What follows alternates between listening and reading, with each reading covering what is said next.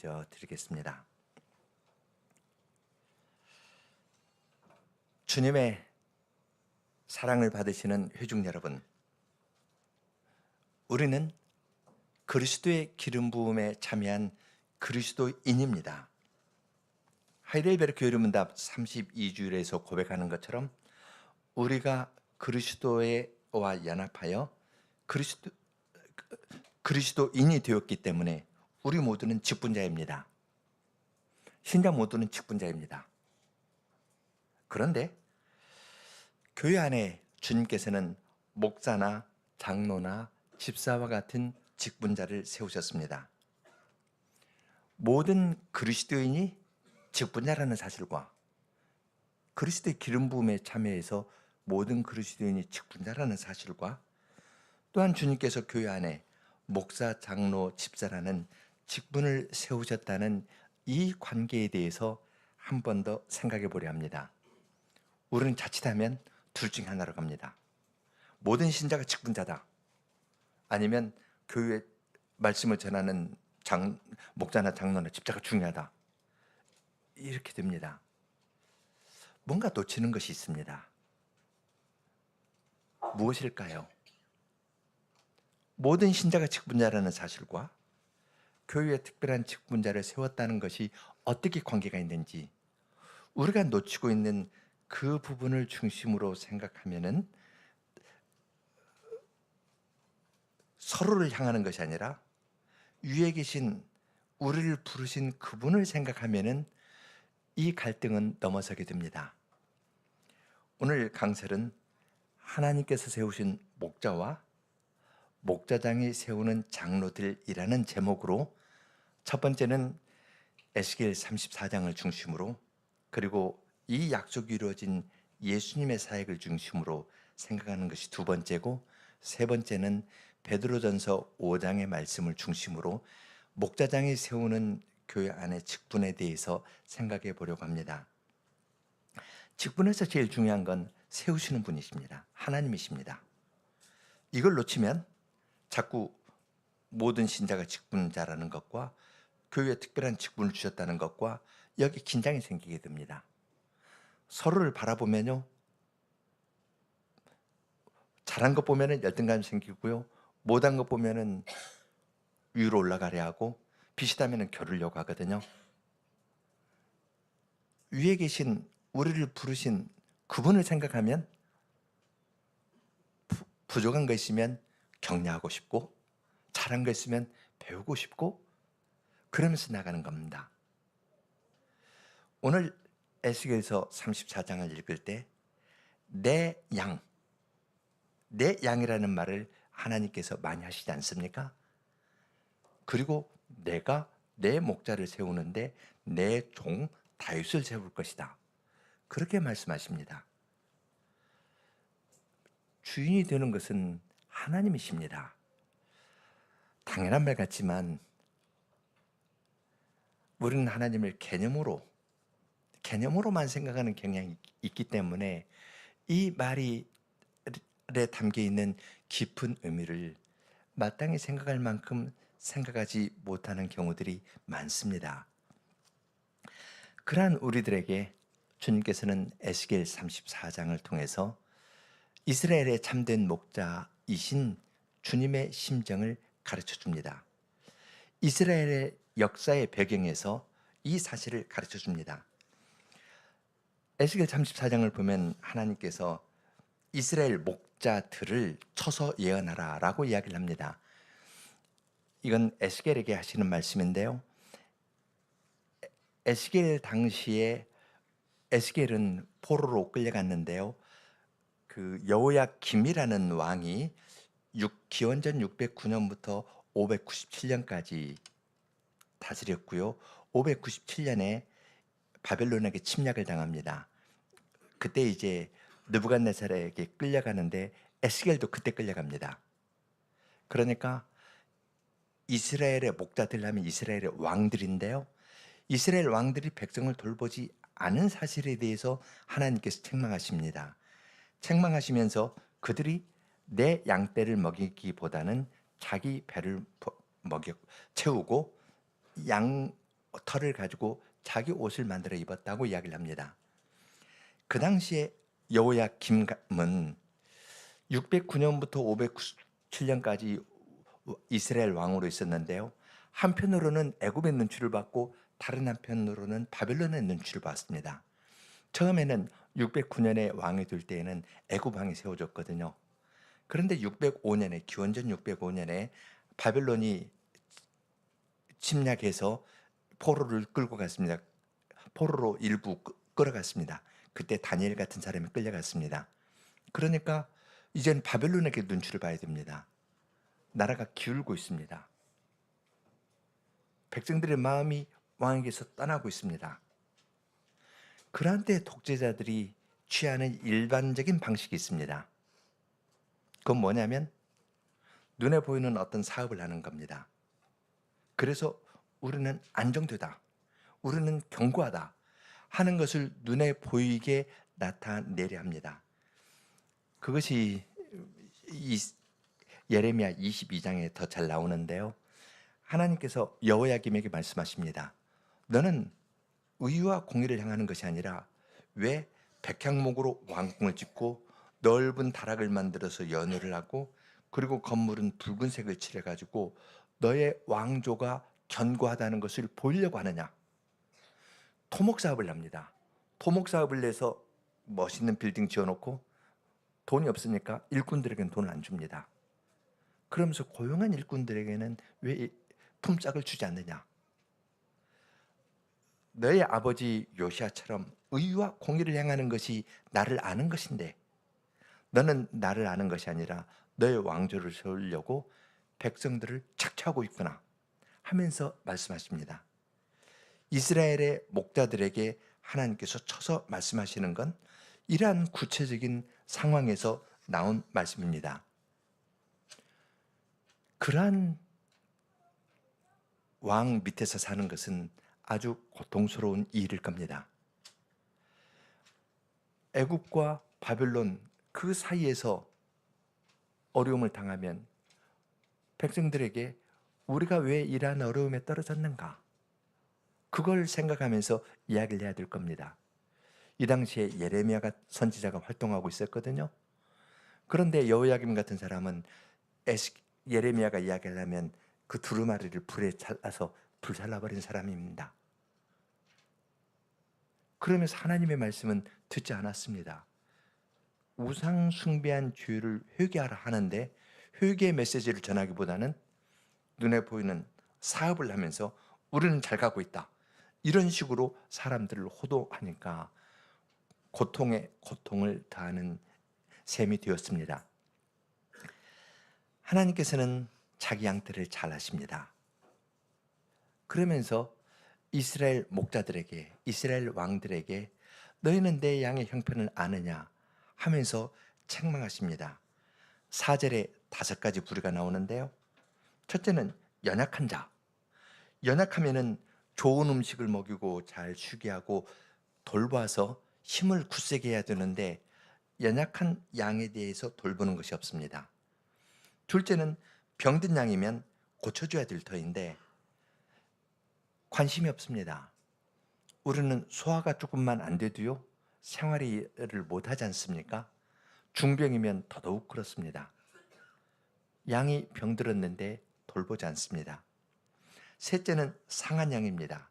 여기 상했다는 것은 병든 것에서 조금 더 지나가지고요 뭐 뼈가 부러지거나 그런 겁니다. 뼈가 부러진 양 같으면 부목을 대서 안정을 취하도록 해야 될 텐데 상한 양을 돌보는 것이 없습니다. 그리고 이 세 부류, 연약하거나 병들거나 상한 양은 그래도 마음은 떠나서도 우리 안에 있습니다. 더 나아가서 사자나 이리가 오는 것을 보고 도망하다가 어디 저 구석에 쫓겨나 있는 양이 있습니다. 목자가 가서 돌아오도록 해야 될 터인데 그러한 양에 대해서 관심이 없습니다. 5번째는 잃어버린 양입니다. 쫓겨난 것보다 한 걸음 더 나아가서 잃어버려 가지고 이제는 살았을지 죽었을지 알 수 없는 그러한 형편에 있습니다. 우리 안에 있는 양도 있고 우리 밖에 있는 양도 있고 몸은 있지만 마음이 떠난 그러한 양들도 있습니다. 주님께서는 그 양은 내 양의 무리다. 내 양떼인데 내가 너에게 맡겨주었는데 너는 이 양들에 대해서 다섯 부류로 나뉘어 있는 이 양들에 대한 고려가 없이 너의 배만 채우고 너의 사업에 몰두하고 있다 하면서 책망하셨습니다. 주님께서는 이스라엘의 목자 되신 주님께서는 내가 내 양의 무리를 찾겠다. 악한 목자의 입에서 건져내고 또한 흐리고 캄캄한 날 먼 데에서 떨고 있는 그 양을 주님께서 찾으시겠다 하였습니다. 이방 포로로 끌려가서 조롱을 받으면서 어렵게 살아가고 있는 그들을 어둡고 캄캄한 날 두려움 가운데 떨고 있는 그 양을 내가 찾아가서 데려오겠다 말씀하셨습니다. 15절에 보면은 나 주 여호와가 말하노라 내가 친히 내 양의 목자가 되어 그 양들로 누워있게 하리라. 주님께서 그 양들을 다시 찾아서 이스라엘 땅으로 데려오시고 푸른 초장과 잔잔한 물가에 눕게 하겠다 하셨습니다. 그러면 거기에서 야훼 로이를 그들은 부를 겁니다. 여호와는 나의 목자시니 내게 부족함이 없도다. 그가 나를 푸른 초장에 누우시고 쉴 만한 물가로 인도하시는도다 하는 찬송을 하면서 하나님을 찬송할 것입니다. 그런데 흩어졌다는 자들을 불러 모으는 것으로 에스겔 34장은 끝나지 않습니다. 16절에서는 양떼의 무리를 다섯 부류로 다시 이야기를 합니다. 이것은 4절과 순서가 정반대입니다. 4절에서는 연약한 양, 병든 양, 상한 양, 잃은 양, 쫓겨난 양, 잃은 양 했는데요. 여기에서는 잃어버린 양부터 이야기를 합니다. 16절에 잃어버린 양을 내가 찾아오겠다. 쫓겨난 양도 돌아오게 하고 상한 양을 싸매어 고쳐주시겠다 합니다. 그리고 병든 양을 고쳐서 건강하게 해주시겠다 합니다. 4절에서는 연약한 양이 있었는데요. 여기서는 연약한 양 대신에 다섯 번째로는 살찌고 강한 양을 공의로 심판하시겠다고 하셨습니다. 흩어진 양떼들을 다시 모아서 가나안 땅에 데려왔는데 거기에서 살찌고 강한 양, 힘센 강한 양이 다른 양을 괴롭게 합니다. 주님께서 주신 좋은 풀밭에서 먹고 자기 배가 다 찬 다음에 남은 것은 발로 밟아서 다른 것들을 못 먹게 합니다. 쉴만한 물가로 가서 물을 마셨는데 맑은 물을 마시고 난 다음에 휘적거려 가지고 그 다음 뒤에 있는 다른 양들이 못 마시게 합니다. 자기들 사이에 다툼이 있는 겁니다. 그리고 힘센 것으로 뿔로 밀기도 하고 옆구리로 밀어서 병든 양을 옆으로 쫓아내는 일들을 하겠다 합니다. 그런 일이 있을 것입니다. 목자만의 문제가 아니라 양떼 사이에 문제가 있습니다. 포로 생활을 경험하고 돌아왔는데 그 사이에 갈등이 있습니다. 어떻게 해야 될까요? 이러한 현상에 대한 하나님의 이스라엘의 목자이신 분의 대답은 무엇일까요?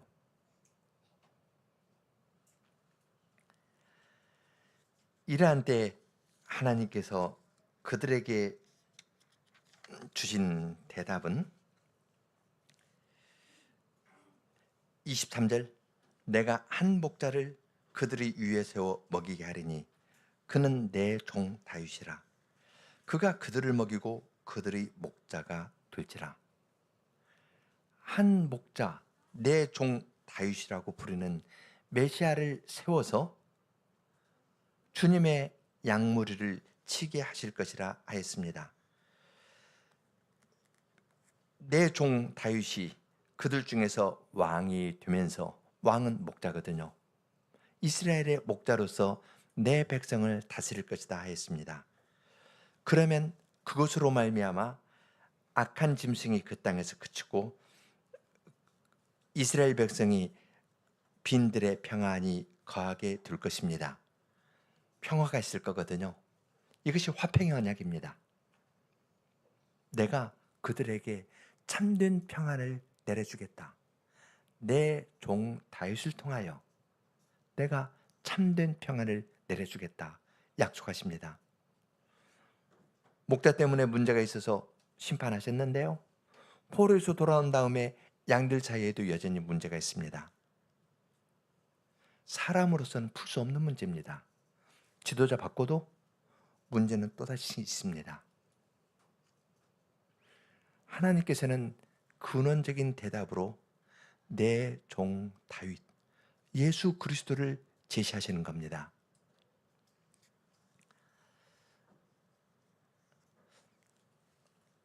여러분께서는 이제 두 번째로 넘어가는데요, 하나님께서 세우신 그 목자가 누구신지 여러분은 다 잘 아실 겁니다.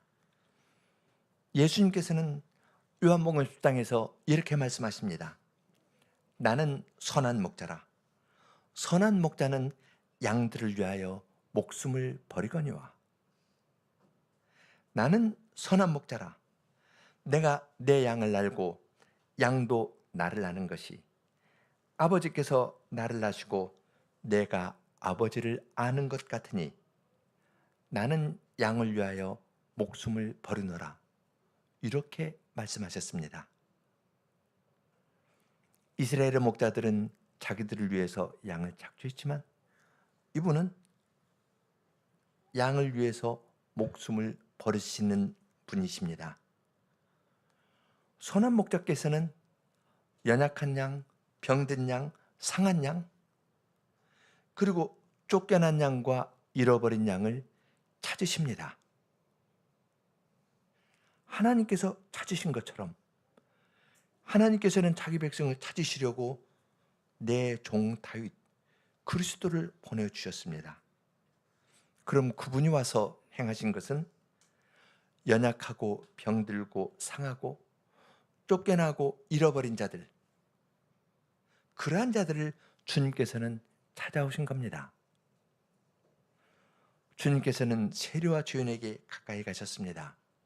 삭개오 집에 뽕나무 위에 있는 삭개오에게 내가 오늘 너의 집에 유하야겠다 하면서 그 집을 찾아가시고 그 집에 오늘날 구원이 내 집에 응하였다, 임하였다 하면서 구원을 선언해 주셨습니다. 그것을 보고 바리새인이나 서기관이나 지도자들은 예수님을 시기하기도 하고, 사람들이 예수님께 향하니까 시기하기도 하고 예수님을 걸어서 넘어뜨리려 했습니다. 그러한 자들에 대해서 예수님께서는 대립각을 세우지 아니하셨습니다. 누가복음에 보면은 예수님께서 두 사람의 시몬을 찾아가신 이야기가 기록되어 있는데요, 첫 번째는 누가복음 7장에 있는 바리새인 시몬입니다. 바리새인 시몬은 예수님을 초청하고도 발 씻을 물도 주지 않았습니다. 말하자면 모욕하는 겁니다. 예수님께서는 그걸 아시고도 그런 사람 집에 가셨습니다.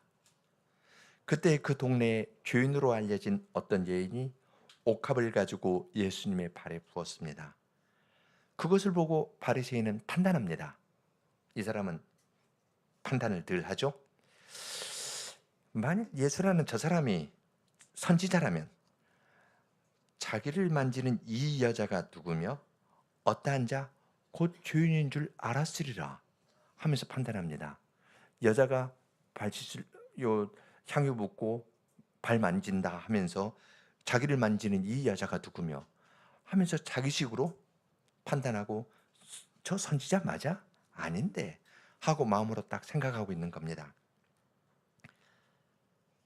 예수님께서는 그 시몬의 마음을 아셨습니다. 어떻게 하셨나요? 불호령 내리셨나요? 아닙니다. 시몬아, 내가 너에게 이를 말이 있다 하니까 그 사람이 예, 선생님 말씀하십시오 했습니다. 그러니까 예수님께서는 500데나리온 빚 탕감받은 사람하고 50데나리온 빚 탕감받은 사람 가운데 누가 더 자기 주인을 사랑하겠느냐 묻습니다. 1데나리온이 하루 품삯이니까요. 500데나리온이면 1년 반 품삯이니까 상당하겠죠? 1년 반 품삯 탕감받은 사람하고 한 달 반 금액 탕감받은 사람하고 누가 더 그 주인을 사랑하겠느냐 물었더니 바리새인 시몬은 많이 탕감받은 사람입니다 라고 대답합니다. 예수님께서는 그 여인의 많은 죄가 사하여졌다고 선언하여 주셨습니다. 왜 그렇게 말씀하셨을까요? 바리새인 시몬에게 그의 죄를 깨우쳐 주시게 한 겁니다. 예수님을 청하고도 예수님을 시험하고 그리고 딱 어떤 트집 잡을 거 없나 하면서 초청하는데 예수님은 그 사람도 찾아가서 그에게도 복음을 전하신 겁니다. 또 다른 시몬을 찾아간 이야기가 누가복음에 기록되어 있습니다.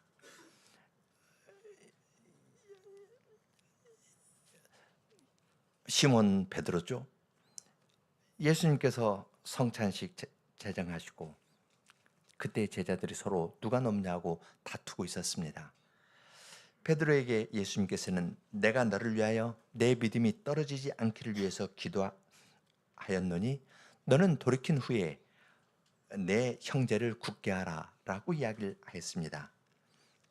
그렇지만 베드로는 내가 주와 함께 갇히는 데에도 죽는 데도 같이 가겠다고 호언장담하였습니다.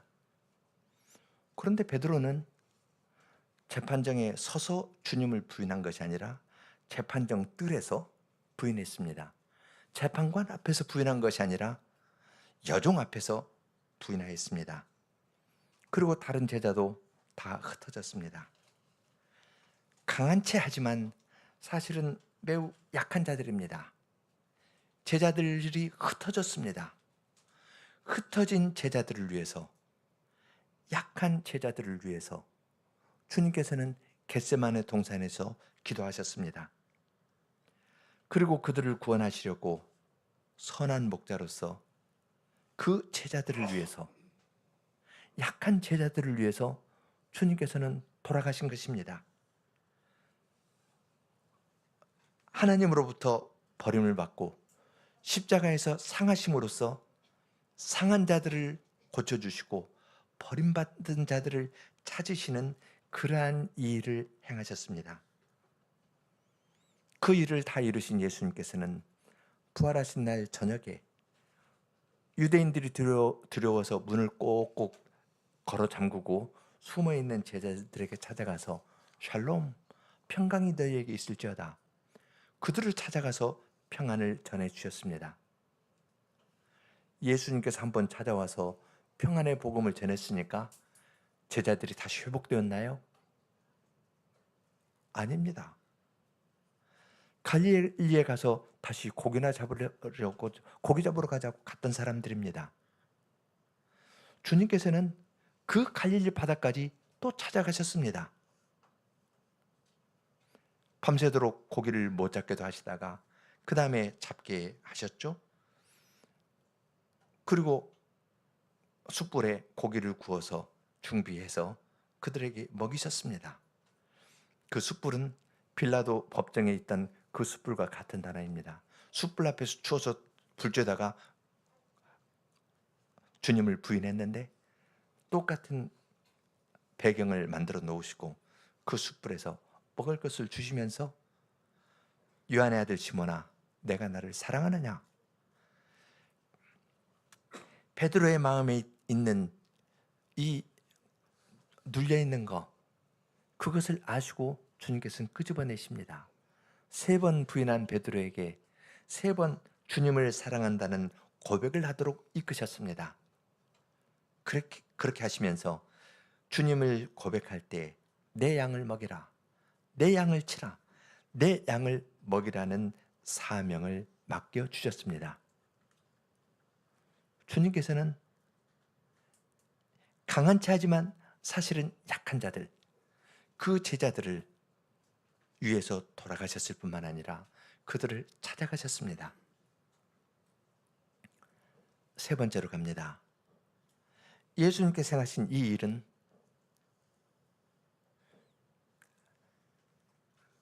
굉장히 큰 열매를 맺습니다. 베드로전서 5장을 보면은 사도 베드로는 말을 아주 부드럽게 시작합니다. 너희 중 장로들에게 권하노니 나는 함께 장로된 자요 그리스도의 고난의 증인요 나타날 영광에 참여할 자로다 라고 말합니다. 내가 사도고 주님의 이 세상에 계실 때 가장 가까이에서 주님을 배웠던 사람으로 그 위치에서 말하는 것이 아닙니다. 위에서 딱 내려다 보면서 한 수 가르쳐 주겠다는 태도나 그러한 분위기에서 말하는 것이 아닙니다. 목자장이 나타나실 것이고 그분을 높이면서 목자장이 나타날 때에 시들지 아니하는 영광의 멸류관을 얻을 것이다. 장차 나타날 영광에 참여할 것, 목자장이 영원한 영광으로 인도할 걸 높이면서 그분을 높이면서 자기는 함께 장로된 사람으로 소아시아 지역에 있는 다른 분들에게 이 편지를 씁니다. 하나님의 양무리를 치되, 이 양무리는 하나님의 양무리라는 겁니다. 하나님의 양무리는 하나님께서 친히 치십니다. 하나님의 양무리이지 너의 양무리가 아니라는 겁니다. 하나님의 양무리를 치되 부득이함이나 억지로 하지 말고 오직 하나님의 뜻을 좇아 자원함으로 하고 경제적인 이익 때문에 그 일을 하지 말고 오직 즐거운 마음으로 하라고 이야기를 합니다. 하나님께서 자기 백성을 친히 돌보시니까 그 사실을 생각하면서 즐거운 마음으로 하라고 이야기를 합니다. 3절에 맡기운 자들에게 주장하는 자세를 하지 말고 오직 양무리의 본이 되라 이야기를 합니다. 어떻게 하면 주장하는 자세를 하지 않고 양무리의 본이 될 수 있겠습니까? 모범적인 신앙 고백을 하고 모범적인 신앙 활동을 하면은 이것이 양무리의 본이 될까요? 내가 주님의 말씀을 아는 데 있어서도 진보가 있고 생활도 단정하고 죄를 짓지 않습니다. 그래서 다른 사람이 따를 만한 모범이 된다고 1등은 아니어도 적어도 2등 정도의 모범은 될 수 있다고 그렇게 생각할 수 있지 않겠습니까? 그런데 우리 경험을 보면 어떤가요? 아주 모범적인 분이 잘하니까 따르고 싶던가요? 모범적으로 잘하는 그분에게 내 약한 거 보이면서 말을 붙이고 싶던가요? 아니지 않습니까?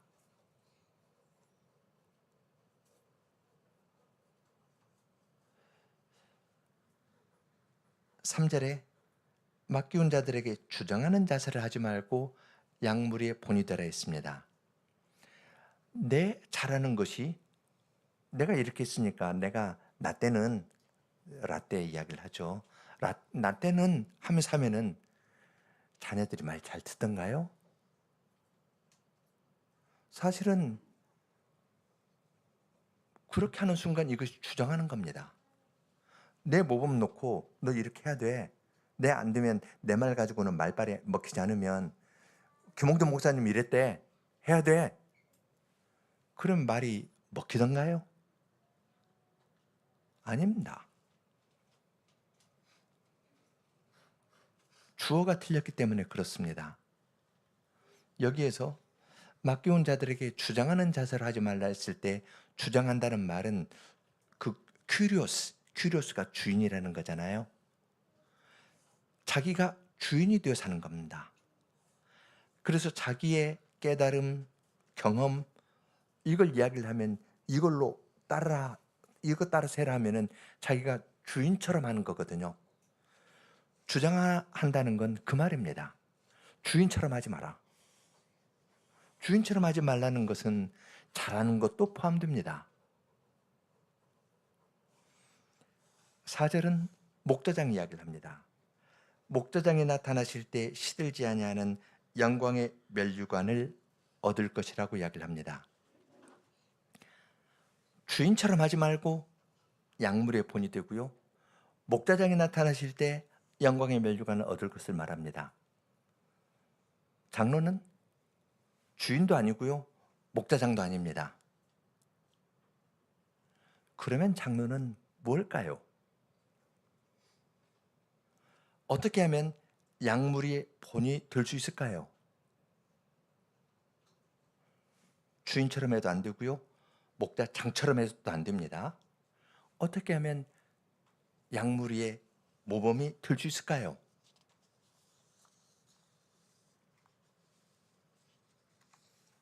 쉽죠? 내가 주인처럼 해도 안 되고요. 목자장처럼 해도 안 됩니다. 약물의 본이 되는 가장 좋은 건 양이 되는 겁니다. 양이니까 양의 본이 되는 거 아니겠습니까? 내가 주님께서 찾으시는 양이 되면 되는 겁니다. 내가 잘해서 무엇 한 수 가르치려고 하면은 반드시 문제가 생깁니다. 내가 주인 노릇하려는 거고 장 노릇하려는 거거든요. 약물의 본이 되려면 약물이가 되면 됩니다. 양이 되면 되는 겁니다. 내가 살찐 자, 강한 자처럼 내가 잘하는데 왜 안 해? 하고 밀면 안 되거든요. 우리의 주인은 오직 한 분이십니다. 베드로 사도가 그렇지 않습니까? 강한 채 했는데 사실은 자기가 가장 약한 자임이 드러났거든요. 그런 약한 자를 주님께서 찾아오신 겁니다.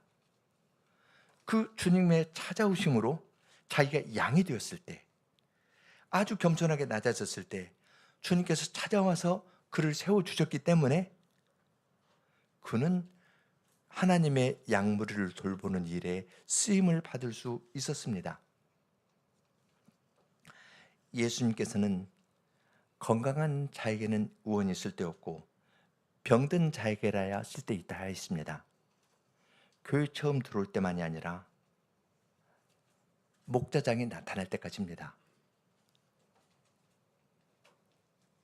내가 교회 처음 들어올 때만이 아니라 목자장이 나타날 그날 때까지 나는 그리스도의 고난에 참여하는 사람으로 매일 자기를 부인하고 자기 십자가를 지고 예수님을 쫓아야 됩니다.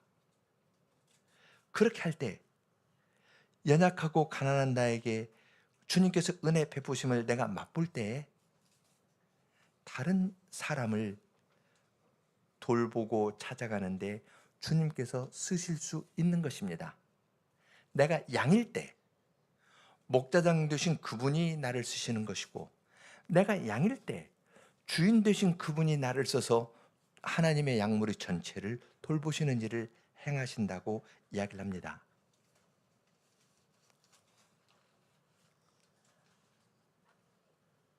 선한 목자의 음성을 듣고 주님께 나온 베드로는 자기가 강한 채 있지만 주님께서 자기에게 찾아오신 그것을 경험해서 이것을 장로로 세움을 받았기 때문에 함께 장로된 자로서 다른 사람들에게 우리는 주인도 아니고 목자장도 아니니까 그리스도의 고난의 증인으로 그리스도의 고난에 참여하고 그리스도께서 십자가를 지신 그 심정으로 주님께서 맡겨주신 이 일을 행해 나가자. 그러면 목자장에 나타나실 때 영광에도 시들지 아니하는 영광의 면류관을 주고 영광에 참여할 것이다. 그렇게 그리스도의 복음의 근거에서 가르쳐 줍니다. 이 말씀은, 베드로전서 5장의 말씀은 장로들에게만 하시는 것이 아니라 5절 보면 젊은 자들아 이와 같이 장로들에게 순복하고 다 서로 겸손으로 허리를 동이라. 하나님이 교만한 자를 대적하시되 겸손한 자에게는 은혜를 주시느니라 하였습니다. 다 서로 겸손으로. 교인들도 하나님 앞에서 겸손하고 장로도 겸손합니다. 왜냐하면 교회의 주인은 오직 한 분이십니다. 예수님께서 마태복음 23장에서 이렇게 말씀하셨습니다. 23장 8절로 10절입니다. 그러나 너희는 랍비라 칭함을 받지 말라. 너희 선생은 하나이요 너희는 다 형제니라. 땅에 있는 자를 아비라 하지 말라.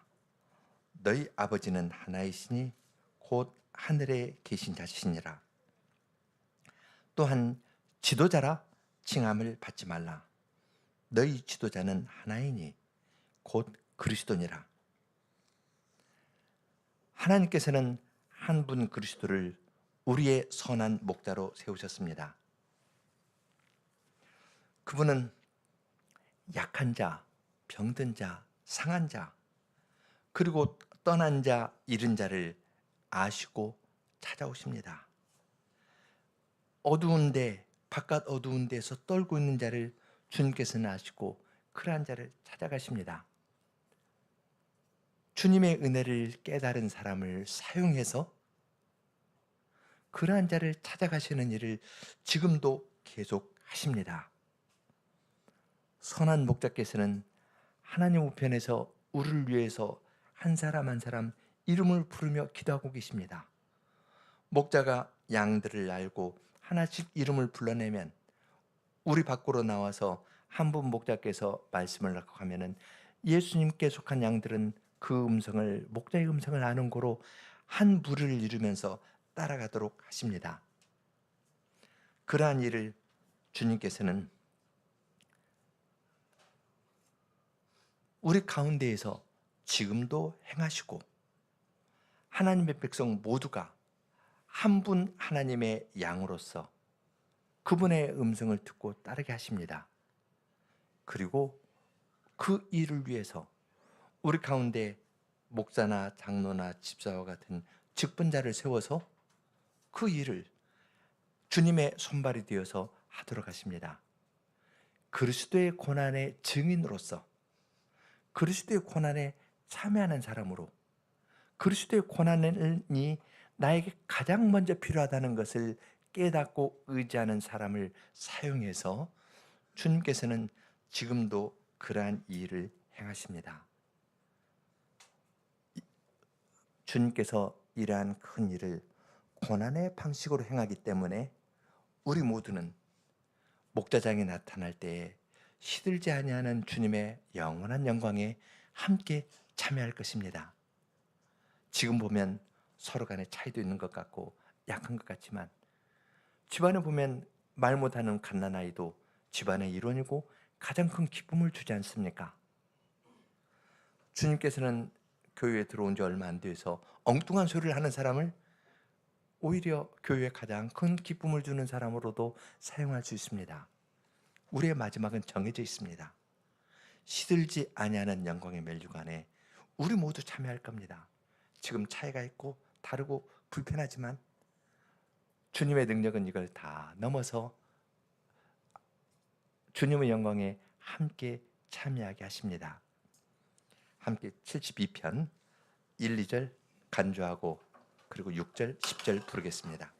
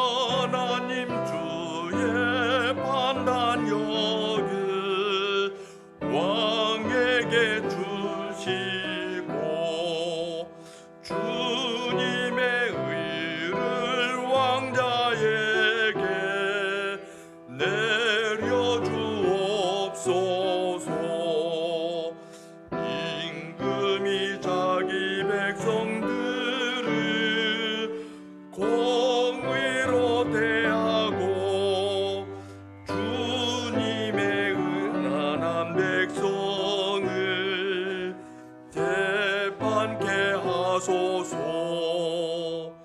산들이 주의 백성에게 평화를 주리라.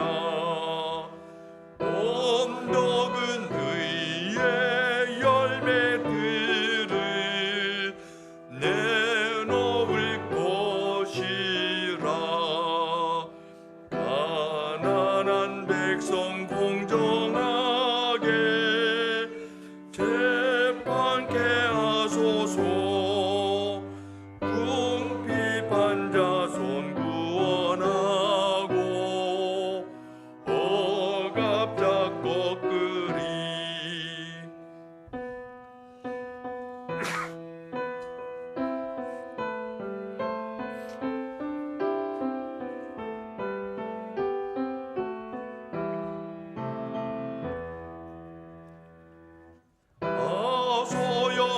하소연하는 가난한 자 구원해 주시며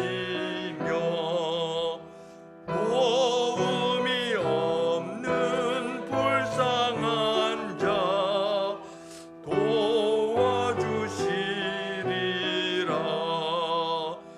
약하고 가난한 사람들 불쌍히 여기고 궁핍한 사람들의 생명 구해 주시리라. 이스라엘 주님 여호와는 찬송 받으실 분. 놀라운 일과 큰 일들을 홀로 행하셨네. 그 이름 영광스러우니 찬송을 합니다. 주 영광 온 누리 덮으리. 아멘 아멘.